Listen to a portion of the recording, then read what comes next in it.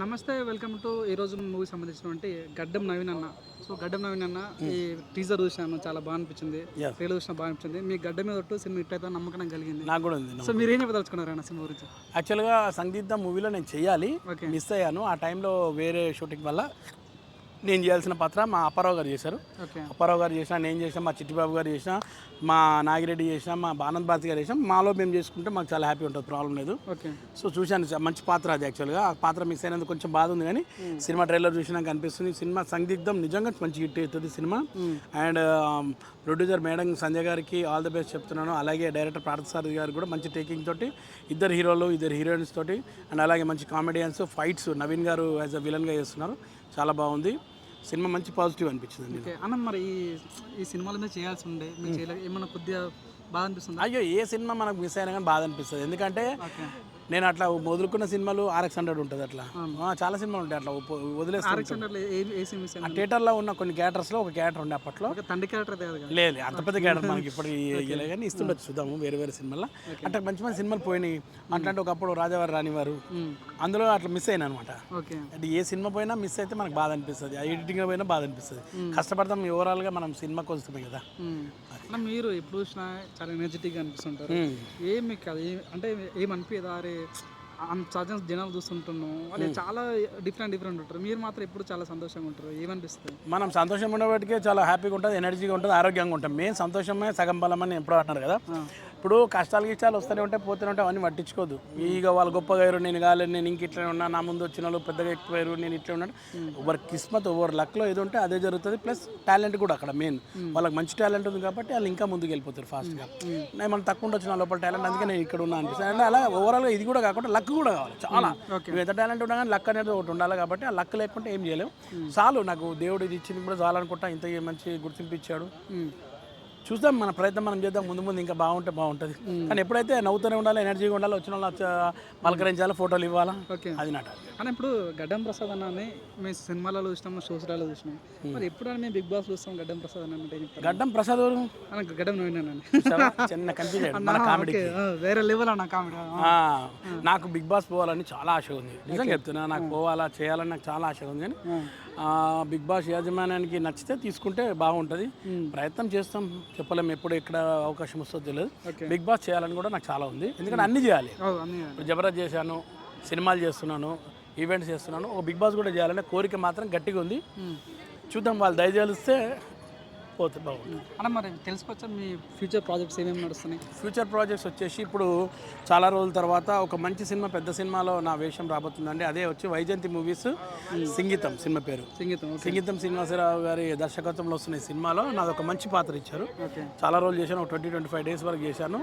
ఆ సినిమా చూస్తే నాకు ఆ పాత్ర గురించి మాట్లాడుకుంటారు కూడా, బాగుంటుంది. సినిమా కూడా చాలా చాలా బాగుంటుంది, ఫ్రెష్గా ఉంటుంది. ఈ సమ్మర్ 11th జూన్కి రిలీజ్ కాబోతుంది. ఈ సినిమాని మాత్రం మీరు చిన్నపిల్లలతో సహా వెళ్ళి చూస్తే చాలా చాలా హ్యాపీ ఫీల్ అవుతారు. నాకు అంత కాన్ఫిడెన్స్ ఉంది సినిమా గురించి. అని ఇప్పుడు మీకు చాలా ఇష్టమైన వ్యక్తి రామ్ చరణ్ గారి పెద్ద పెద్ద super duper hit block buster picture. అది నేను ట్రై చేశాను కానీ దొరకలేదు అవకాశము. కానీ నేను ఉన్నా లేకున్నా కానీ మా మెగాస్టార్ చిరంజీవి గారు కానీ, రామ్ చరణ్ గారి సినిమాలే కానీ, మా పవర్ స్టార్ పవన్ కళ్యాణ్ గారు, నాగబాబు గారు, వీళ్ళు ఎప్పుడు బాగుండాలి, వీళ్ళ సినిమాలు హిట్ కావాలని మనస్ఫూర్తిగా కోరుకుంటాను. అలాగే నాకు ఇష్టమైన హీరో ఇంకో హీరో మా జూనియర్ ఎన్టీఆర్ గారు. డ్రాగన్ అదిరిపోయింది అసలు.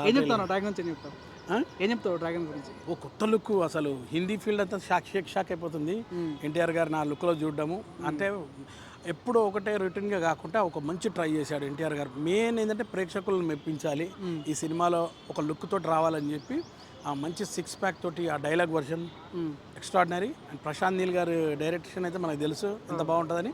ఆ సినిమా కూడా హిట్ అవుతుంది చాలా. ఇప్పుడు మెయిన్గా ఇప్పుడు తెలుగు సమాజంలో IPL నడుస్తుంది. సో గడ్డం నవీన్కి ఏ టీం అంటే బాగా ఇష్టం? నాకు గాడ్ ప్రామిస్ చెప్తున్నా, నాకు CCC అంటే నాకు ఇష్టం కాదు చిన్నప్పటి నుంచి. CCC అంటే ఏదంటే కార్డ్స్ ప్లే, ఇది పత్తాలు. C ఫర్ కంప్యూటర్, C అంటే క్రికెట్. అస్సలు ఇష్టం కాదు. C అంటే క్రెడిట్ కార్డ్స్. ఈ సీలు నాకు అస్సలు ఇష్టం కాదు.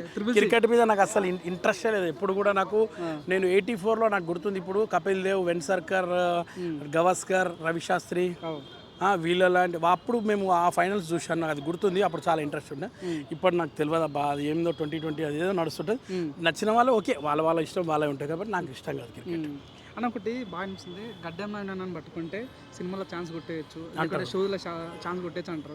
సో నిజంగానే మిమ్మల్ని పట్టుకుంటే వస్తుంటాం అంటే చెప్పలేము, నీ కిస్మత్ ఉండాలి అక్కడ. అయిన వాళ్ళకి నేను హెల్ప్ చేస్తుంటా, కాని వాళ్ళకు నాకు టాలెంట్ ఉందని తెలిస్తే ఖచ్చితంగా వాళ్ళకి హెల్ప్ చేస్తాను నేను.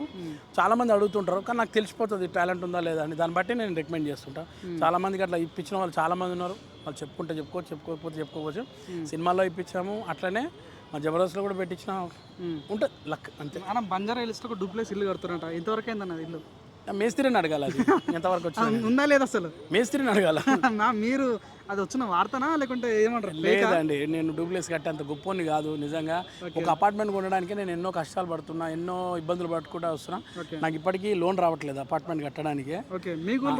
రాదండి, అంటే యాక్టర్కి లోన్ రాదు, చాలా కష్టము. ఏదైనా ఉంటే తాతల ఆస్తులు అవి ఉంటే అమ్ముకొని చేసుకోవచ్చు, కానీ అవి మనకు లేవు. నేను ఉన్నప్పటి నుంచి ఇండస్ట్రీలో ఉన్నా కాబట్టి నేనే ఏదో కష్టపడి చేసుకుంటున్నా.